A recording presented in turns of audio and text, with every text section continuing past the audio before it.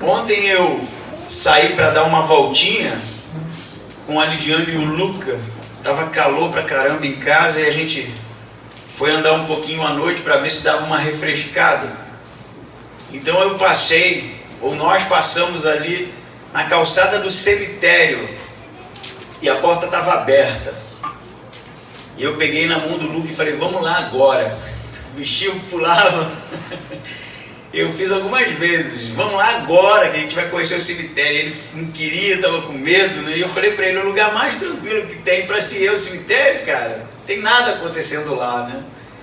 Mas isso me lembra os cristãos do primeiro século, segundo século, que eram perseguidos por Roma e que se escondiam muitas vezes para cultuar nas catacumbas. A catacumba é, na verdade, um cemitério, e que eram lugares ermos, né, de difícil acesso, e que as pessoas nem sempre estavam interessadas em estar. Por isso que até hoje é encontrado em Roma mesmo, se você der uma pesquisada, sepulcros, né, com desenhos cristãos. Vocês já devem ter visto, por exemplo, tanto em Israel, não é, como em Roma, esses sepulcros antigos, essas catacumbas antigas, o desenho do peixe, que é um símbolo cristão, não é, que representava Jonas sendo engolido pelo peixe e sendo regurgitado ali como sendo símbolo da ressurreição de Cristo. Mas um outro símbolo cristão que poucos falam, que era representado pelos cristãos desse período, era a âncora. A âncora é interessante, porque a âncora, você já deve ter visto um desenho que é um círculo, uma haste, né, com um bastão atravessado e aqui embaixo as asas da âncora. Era uma maneira disfarçada de representar a cruz cristã, porque nem sempre eles poderiam, né, por causa da justamente perseguição aos cristãos, usar o seu símbolo, e era de costume desenhar, fazer desenhos, né, obras de arte, e eles então usavam a âncora, não somente para disfarçar a cruz, mas com base no texto de Hebreus. E eu vou pedir que você abra aí rapidinho, Hebreus 6, 19, que diz o seguinte, falando da promessa de Deus a Abraão. O versículo 19 do capítulo 6 de Hebreus diz o seguinte: essa esperança é para nós âncora da alma, segura e firme, que entra no lugar interior, além do véu, onde Jesus entrou por nós como precursor, tornando-se sumo sacerdote para sempre, segundo a ordem de Melquisedeque. A âncora para os cristãos era também esperança. Esperança de que Deus cumpriria as suas promessas e de que a salvação realmente era algo a chegar. Com esse pano de fundo sobre a esperança, sobre a âncora, sobre aquilo que é a nossa expectativa de reino de Deus vindouro, eu convido você a ler Colossenses capítulo 1, a partir do versículo 1. Diz assim: Paulo, apóstolo de Cristo Jesus, pela vontade de Deus, e o irmão Timóteo, aos santos e fiéis irmãos em Cristo, que estão em Colossos, graças a vós e paz da parte de Deus, nosso Pai. Damos graças a Deus, Pai de nosso Senhor Jesus Cristo, orando sempre por vós, desde que ouvimos falar da vossa fé em Cristo Jesus, e do amor que tendes por todos os santos, por causa da esperança que vos está reservada no céu, da qual já ouviste pela palavra da verdade o Evangelho, que chegou a vós e também está em todo o mundo, frutificando e crescendo, assim como entre vós, desde o dia em que ouvistes e conhecestes a graça de Deus na verdade, como aprendestes com Epáfras, nosso amado conservo, fiel ministro de Cristo, em nosso favor. Ele também nos contou do amor que tendes no Espírito. Mantenha a sua Bíblia aberta, nós vamos ler até aqui por enquanto e continuaremos a leitura, para entendermos que o cenário da carta de Paulo à cidade de Colossos, ou à igreja em Colossos, é justamente parte daquilo que nós conhecemos como cartas da prisão. Paulo estava na sua primeira prisão romana e de lá ele vai escrever algumas cartas. Colossenses é uma carta justamente em resposta ao problema que estava acontecendo na cidade, ou na verdade na igreja, que é conhecido como a heresia de Colossos. Foi levado o problema para Paulo em Roma por Epáfras, que ele cita aqui no versículo 7. O que estava acontecendo naquela cidade é que Epáfras era o plantador dessa igreja. Essa igreja não foi plantada por Paulo. Paulo, na verdade, na sua carta, ele vai deixar isso claro, que ele ainda não havia visto aquelas pessoas, mas ele orava por elas, por conta daquilo que ele ouviu falar do próprio Epáfras, que era a fé, o amor e a esperança da igreja em Colossos. Uma coisa interessante também é que Epáfras, ele era um homem que a gente realmente não tem aqui identificado o momento que ele passou a fazer parte desse corpo missionário, mas é provável que ele tenha se convertido durante o ministério de Paulo em Éfeso. Paulo ficou 3 anos em Éfeso, pregando e ensinando. E ele vai dizer na própria epístola aos Efésios que toda Éfeso, todo aquele território ouviu falar do Evangelho. Então é provável que Epáfras tenha sido um dos que se converteram na pregação de Paulo, e aí ele começa um trabalho evangelístico. Ele provavelmente não plantou só Colossos, mas plantou também Laodiceia e Herápolis, igrejas plantadas por Epáfras. Nesse momento, Epáfras é o pastor, o líder daquela igreja. Igreja plantada por ele, igreja que foi regada por ele e que agora estava demonstrando problemas teológicos gravíssimos, a ponto de Epáfras viajar justamente de Colossos até Roma para a prisão domiciliar, porque aqui Paulo está numa prisão domiciliar, é uma casa que está guardada por guardas romanos, mas ele tem a sua liberdade limitada ali. É onde inclusive ele produz as cartas chamadas cartas ou epístolas da prisão. Qual era o problema de Colossos? A gente não sabe precisar o nome da heresia, porque Paulo não diz. Mas você pode, dentro da carta, identificar alguns problemas, como por exemplo, havia o problema do legalismo. Em alguns momentos, Paulo vai deixar claro que havia uns falsos mestres na igreja que estavam ensinando ou forçando aqueles crentes a guardar sábados e leis cerimoniais judaicas. Não são necessariamente os judaizantes de Atos, que fica perturbando Paulo por onde ele passa, mas é realmente um grupo, provavelmente de gregos, que insistem na guarda, no proselitismo, no ascetismo judaico. Uma outra característica da heresia de Colossos é uma espécie de protognosticismo. O que é protognosticismo? O gnosticismo é uma heresia muito conhecida no século II e século III.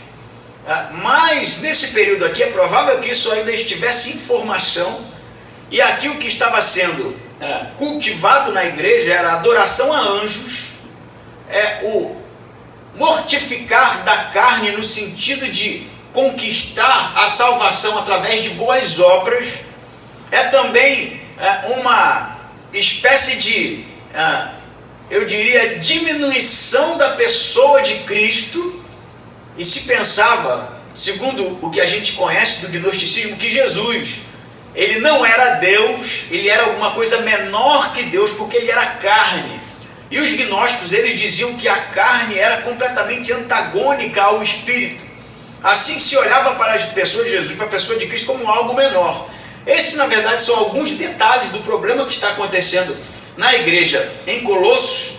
E por isso Paulo, né, começa a sua apresentação no capítulo 1 e versículo 1, falando justamente, é uma saudação, né, que é muito comum nas cartas paulinas, mas você percebe que ele já começa falando que ele é apóstolo ou mensageiro, aquele que contém a mensagem, que representa aquele que escreveu a mensagem, ou que ditou a mensagem, no caso, Jesus Cristo, né? E isso é pela vontade de Deus. Ele está acompanhado de Timóteo, diz ainda o versículo 1. Aos santos, né? E nós sabemos que os santos são os separados, os crentes, aqueles que faziam parte daquela igreja, em Colossos. Ele fala, graça e paz da parte de Deus nosso Pai. Versículo 3 é interessante porque ele já usa uma expressão que é, damos graça a Deus, Pai do nosso Senhor Jesus Cristo. E ele parece que está deixando as coisas bem claras, e essa saudação não é uma saudação simples, de que ele é o apóstolo, né, enviado por Jesus, está na presença de Timóteo na prisão, e ele está falando da parte de Deus, que é Pai de Jesus. Não é Pai de todos nós, é Pai especificamente nessa introdução de Jesus. E Paulo vai dizer que está orando pelos colossenses, não é? No versículo 4, desde que ele ouviu falar, aqui você precisa prestar atenção, porque é o miolo, né, da nossa perícope aqui, da fé em Jesus, do amor pelos santos e da esperança que está reservada no céu.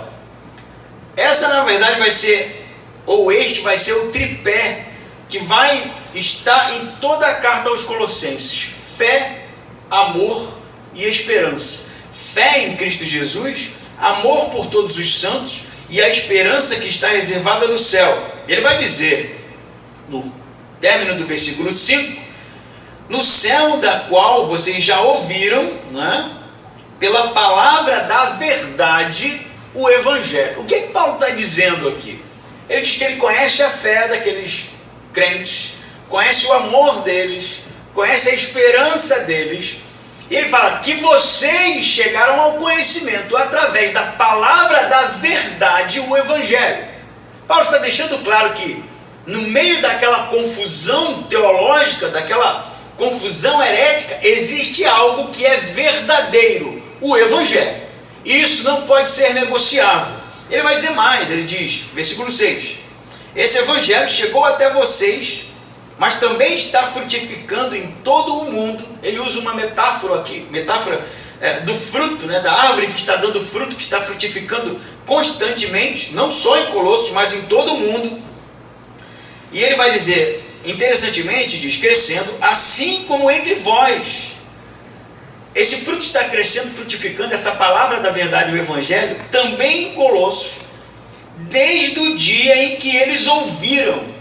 Então, existe algo que é verdadeiro, que produz, não só lá, em outros lugares do mundo, e que está construído em cima daquela mensagem que eles ouviram originalmente. Perceba que Paulo está trazendo aqui, porque ele sabe do problema, né? E ele vai responder aos problemas, mas ele está trazendo à mente dos cristãos em Colossos que havia algo genuíno, verdadeiro, que estava justamente na origem do ensinamento daquela palavra que eles receberam.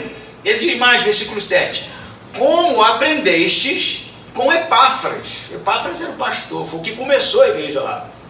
Ele diz, nosso amado conservo. Perceba aqui, parece algo muito sutil, a gente passa o olho bem rápido, mas Paulo não está chamando Epáfras de alguma coisa menor do que ele mesmo. Ele diz que ele é o conservo, ele é o servo junto, o escravo junto. Ele está aqui no mesmo, eu diria, degrau em que Paulo, segundo o que Paulo escreve, segundo Epáfras, de quem vocês aprenderam, né, como Epáfras, nosso amado conservo, e ele usa de novo uma expressão que é a que a gente vai frisar agora, fiel ministro de Cristo em nosso favor. E ele também nos contou do amor que vocês têm no Espírito. Isso é tudo muito bonito, e é mesmo. Apesar do amor, ou melhor, da fé do amor e da esperança que havia na igreja em Colossos, provavelmente de alguns que eram fiéis ali, Paulo vai salientar que Epáfras era alguém de autoridade. ele era conservo de Paulo, ele é fiel, ele vai chamar ministro de Cristo. E a grande questão da igreja, que como nós dissemos, é justamente não ser fiel aos ensinamentos de Epáfras, aos ensinamentos originais por qual eles tiveram conhecimento da salvação. O problema é justamente nessa introdução, e Paulo, no decorrer do nosso estudo, nós vamos conhecer essas heresias mais de perto, né? É uma carta maravilhosa, mas ela é positiva. Apesar do problema, Paulo positiva sempre os textos. Há justamente um contraste entre eu conheço a fé de vocês, e a palavra no grego nós já sabemos é pistis, né? Que não é só fé como a gente em português entende, aquela crendice, aquela crença, mas é a fidelidade que está aqui diretamente ligada a Epáfras como fiel ministro de Cristo. Então vocês têm fé, eu conheço a fé de vocês, eu conheço a fidelidade de vocês ao evangelho original. Porém, existe um problema: vocês não estão sendo fiéis àquilo que foi ensinado a vocês. Primeiro tripé, eu diria, da fé, amor e esperança é a fidelidade. Eu acho que os três princípios precisam de uma redefinição por conta da nossa má compreensão do que isso significa. A fé, ela não é a crença em qualquer coisa, e nem mesmo a crença em Deus, porque o próprio Tiago vai dizer: creis em Deus? Grandes coisas, os diabos creem e tremem. Então fé não é crer em Deus.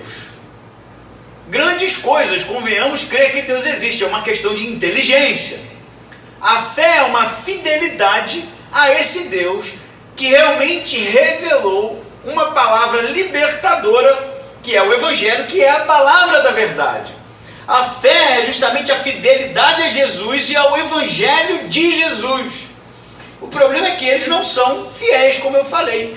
E qual é o problema justamente de qualquer igreja que diz ou professa a fé cristã e ao mesmo tempo não entende o que significa essa fé?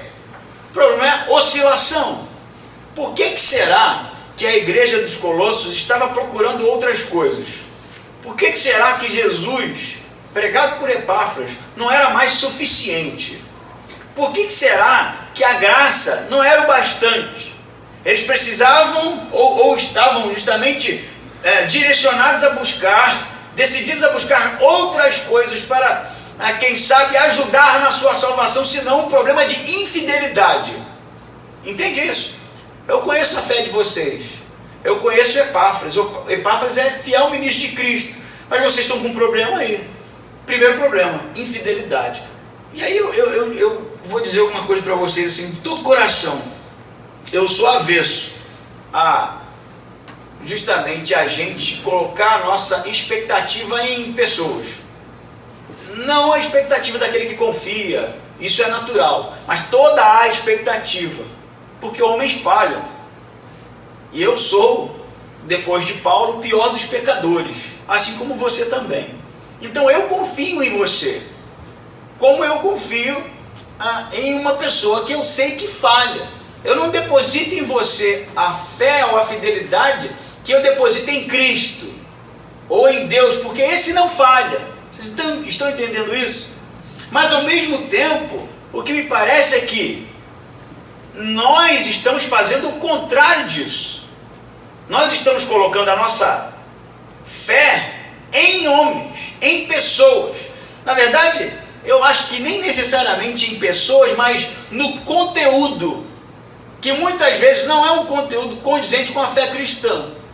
A gente, quem sabe, segue muitas vezes o Evangelho por conta do carisma de alguns pregadores, por conta do discurso de outros pregadores, por conta, muitas vezes, da imagem, e hoje isso é muito forte, né? O marketing, a imagem, aquilo que ele vende, é o que faz a gente seguir. No entanto, o que Paulo está falando é que A fidelidade deles deveria ser a mensagem original, a palavra da verdade, que não é negociável, o Evangelho de Cristo, pregado por Epáfras. Então eu vou te dizer uma coisa: se tem alguém que você tem que confiar, é aquele que defende a palavra da verdade, é aquele que prega a palavra da verdade, é aquele que morre pela palavra da verdade, o Evangelho. Não é pregador X, pregador Y, líder X, líder Y, não é sobre isso. É sobre quem está realmente encarregado ou decidido a viver e pregar o Evangelho genuíno. Esse deve ser o seu amigo. Esse deve ser aquele que você realmente está do lado para confiar. A esse que você deve ser fiel. Eu não estou falando da fidelidade a Cristo, mas está ali lado a lado. A gente, quem sabe, olha para a igreja, a nossa igreja é uma igreja tão pequenininha, tão singela, e pensa, pô, vou para uma igreja maior, né? Vou para uma igreja com música melhor. E você não precisa procurar muito para achar. Apesar da gente ter um dos melhores bateristas de Timbó, nem tanto. Moral. É o segundo melhor, porque o primeiro é o Luca. Você vai encontrar música boa. Você vai encontrar pessoas que pregam melhor que eu. Você vai encontrar igrejas maiores, com um ar-condicionado mais potente que esse. Isso tem para todo lugar. A pergunta é: a gente realmente está se colocando do lado daquele que defende o Evangelho? Essa semana eu estava numa reunião, né, e a gente entrou numa discussão até sobre o texto, falando de tantas pessoas que a gente conheceu, né, que foram embora e que traíram até o que a gente defende. E eu falei uma coisa que é verdade. Eu falei assim: por que eu estou no projeto, eu, Josi? Porque eu sei que a essência do projeto é o Evangelho. Se não for isso, eu não vou estar aqui mais. No dia que deixar de ser isso, eu vou fazer outra coisa. Eu vou procurar outro, né, ou outro ministério, mas que defenda o Evangelho. E eu falei: por que o Jair é meu líder? Não é porque é bonito, que eu nem acho. Não é porque é médico, que eu não estou doente. É porque ele defende a palavra da verdade. É isso que nos liga. Entende isso? Eu não preciso de ninguém para ficar falando no meu ouvido, me perturbando. E nem que fica perturbando ninguém. Eu preciso de pessoas que estejam justamente no mesmo barco, defendendo a mesma coisa. E é sobre isso que Paulo está falando aqui. Vocês conheceram a palavra da verdade, vocês conhecem Epáfras, fiel ministro de Cristo, mas vocês se desviaram. Por que vocês estão buscando outras coisas? A ponto do próprio Epáfras ter que viajar para Roma. Pensa isso. Eu tenho que ir lá em Paulo, na prisão, porque eu não estou conseguindo lidar com isso aqui. Porque a igreja não é mais fiel àquele que foi o plantador, aquele que levou o evangelho original. E quem sabe hoje em dia o cristianismo tem sofrido porque as pessoas estão atrás de entretenimento, estão atrás de conforto, estão atrás, sei lá do que, mas não estão preocupadas justamente com a exposição do evangelho. Não estão.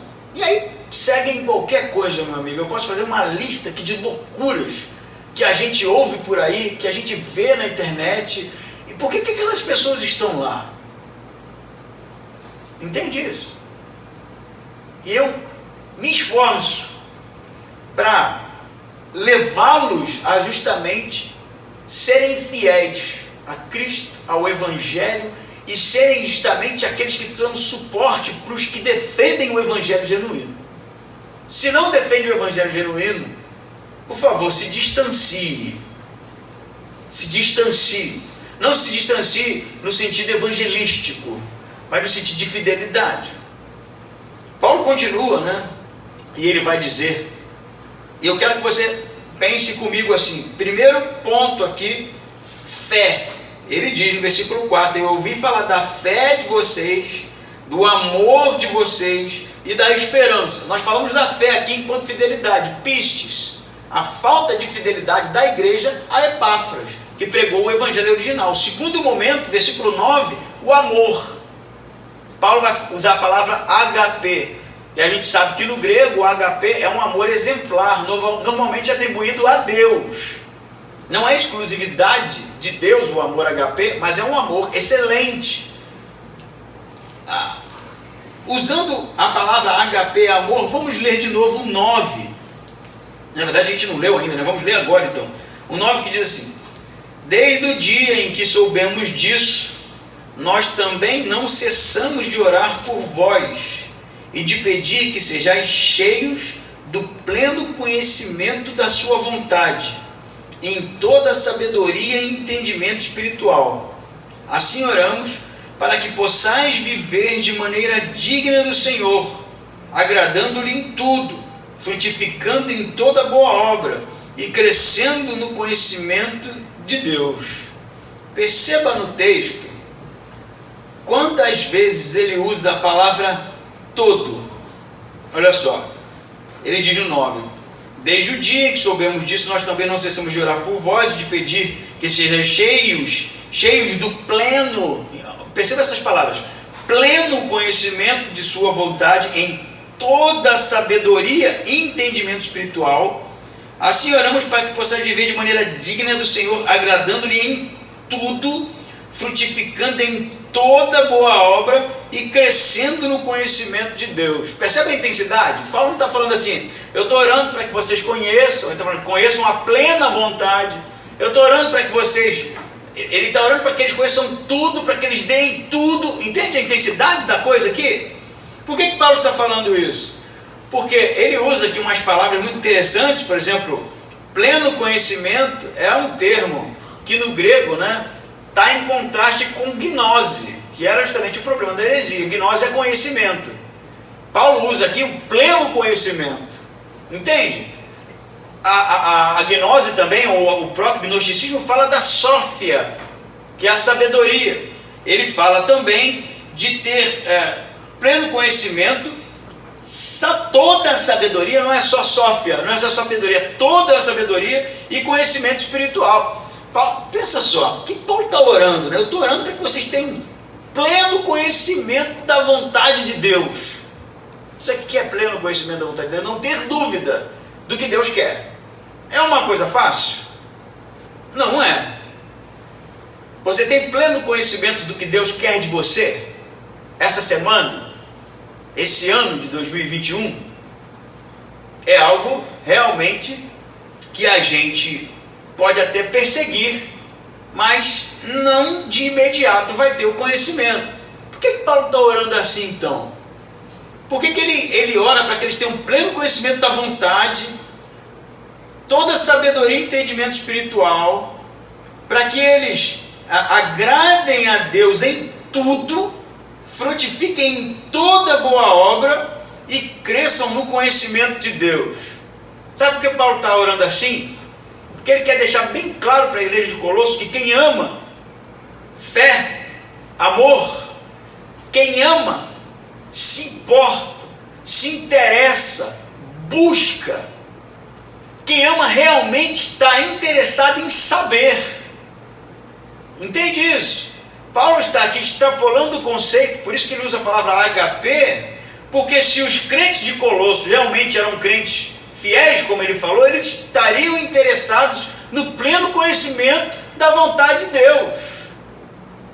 A pergunta para nós é, você perguntou para Deus agora, esses dias, na virada do ano, você fez aquela oração assim, Senhor, qual é o próximo passo? Qual é o próximo passo que eu vou dar agora, Senhor, que eu tenho que dar? Será que a gente se importa com isso? Eu quero saber, Deus, o que eu tenho que fazer agora? Será que para dar o próximo passo a gente já deu o anterior a esse? Entende? É isso que Paulo está pedindo. Fé, fidelidade ao evangelho original, amor, que vocês tenham o pleno conhecimento da vontade de Deus. Não tem?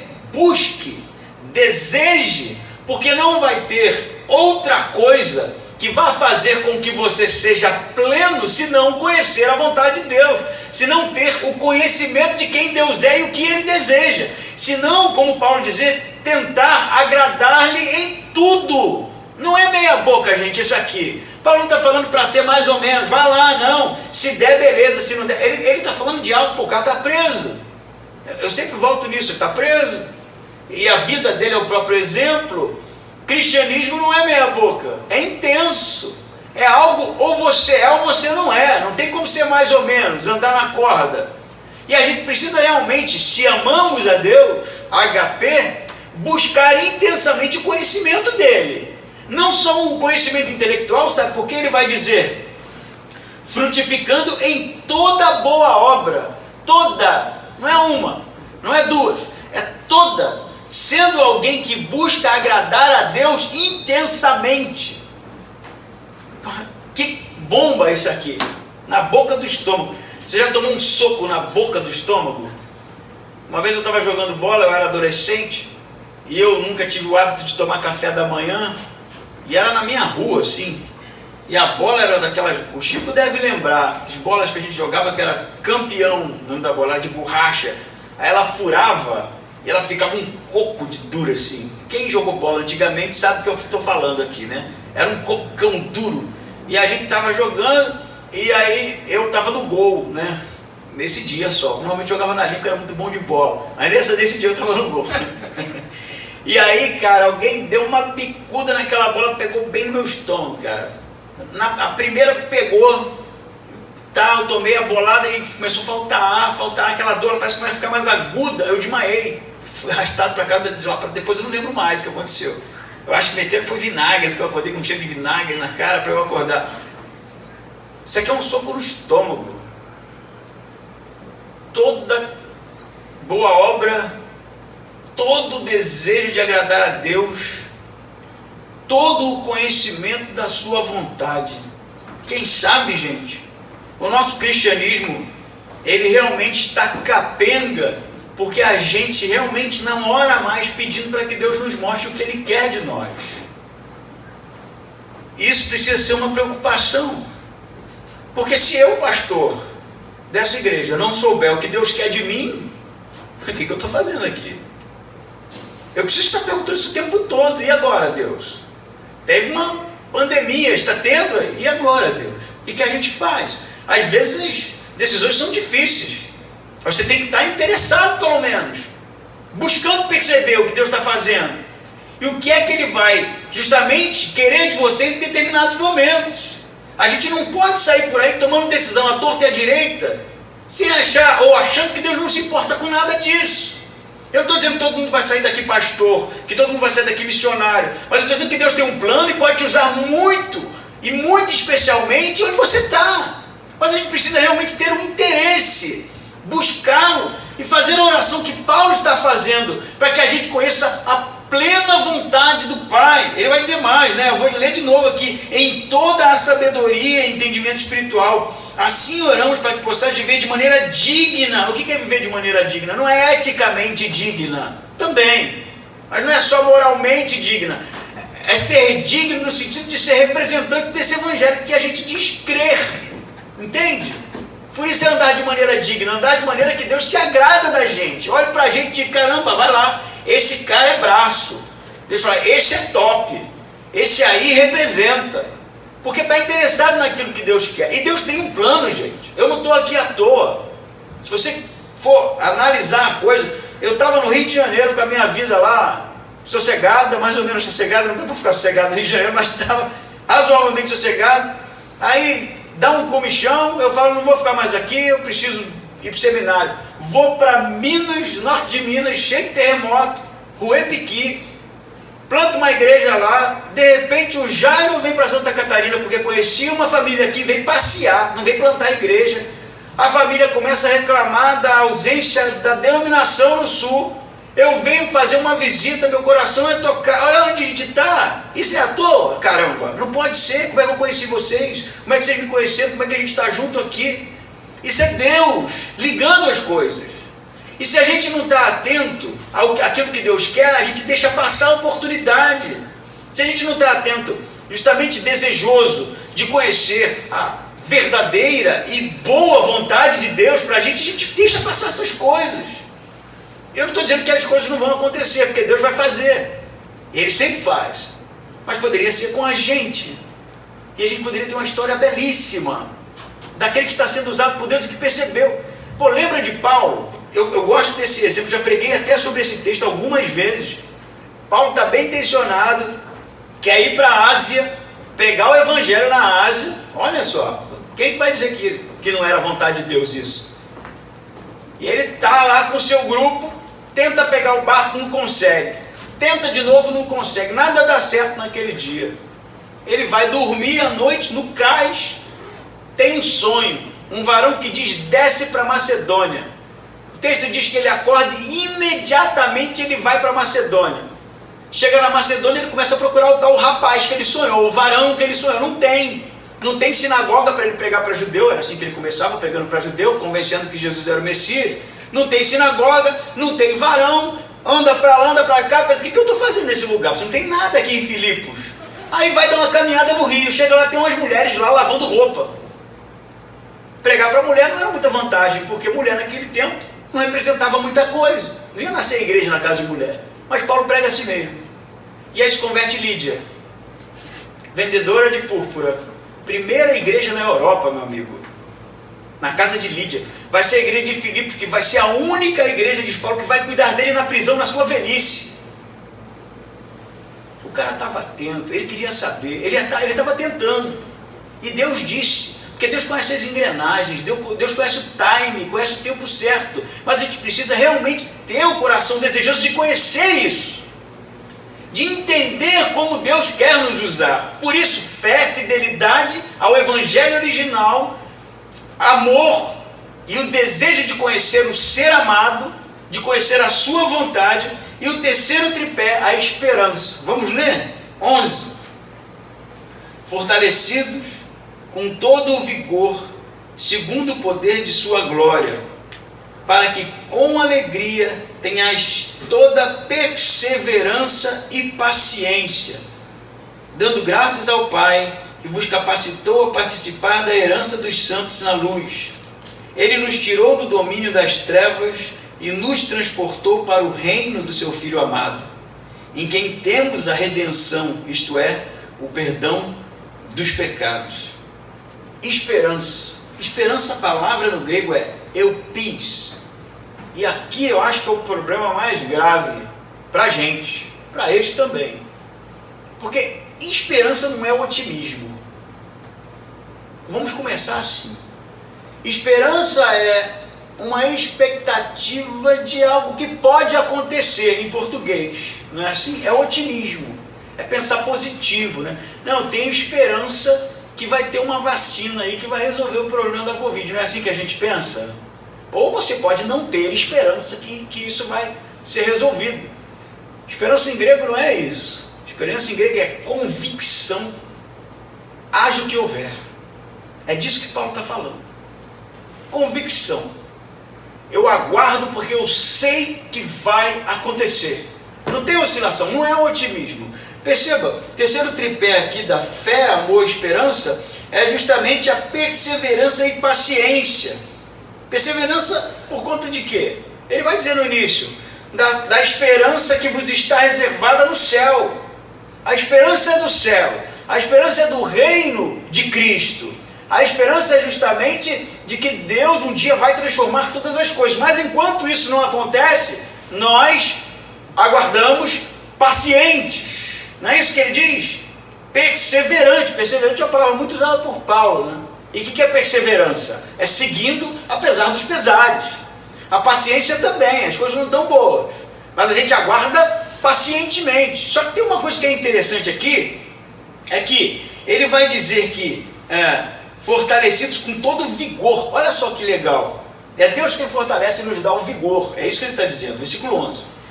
Segundo o poder da sua glória, para que com alegria tenhais toda perseverança e paciência, dando graças ao Pai que vos capacitou a participar da herança dos santos na luz. A esperança não é passiva. Esperança não é passiva. Esperança não é sentar e aguardar alguma coisa. Não em Paulo. Não para aquele que está cheio de todo o vigor da parte de Deus, que está realmente sendo preparado para toda boa obra.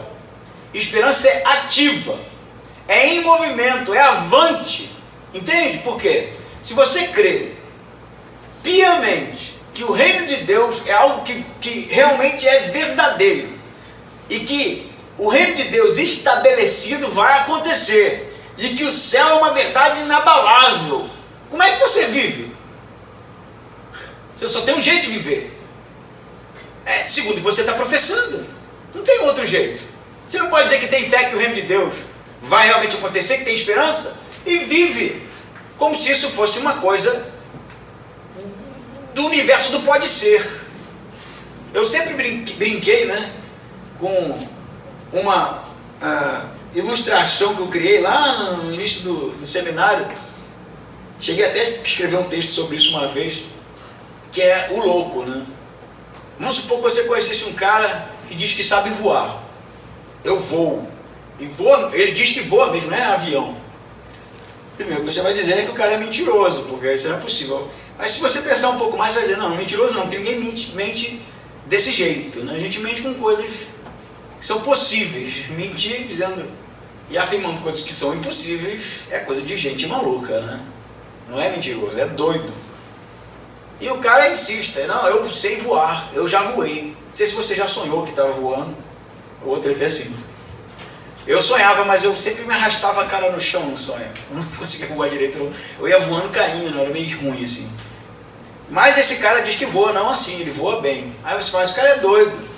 Mas um dia você recebe a notícia que ele pulou do 12º andar de um prédio com uma capa nas costas e morreu. Eu acho que você vai continuar dizendo que ele era louco. Mas uma coisa você não vai negar.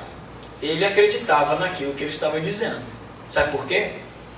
Porque a decisão que ele tomou é a decisão de quem acredita que voa. Concorda comigo? Como é que a gente diz que Cristo ressuscitou dentre os mortos? Morto não ressuscita, caramba. Mas a gente diz que crê nisso.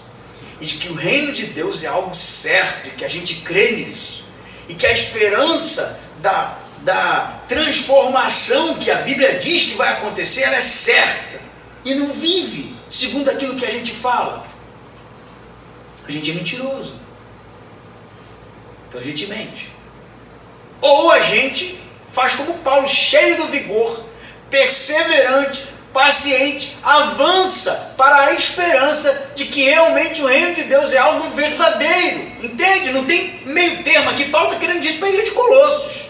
Gente, tem um evangelho genuíno, verdadeiro, que vocês ouviram de Epáfras, vocês precisam ser fiéis a isso, vocês precisam estar buscando constantemente não essa sabedoria humana, filosófica, essa heresia, mas a sabedoria que vem de Deus, o conhecimento do desejo de Deus, e vocês precisam estar com vigor, perseverante, pacientes na esperança de que Deus realmente vai fazer algo maravilhoso.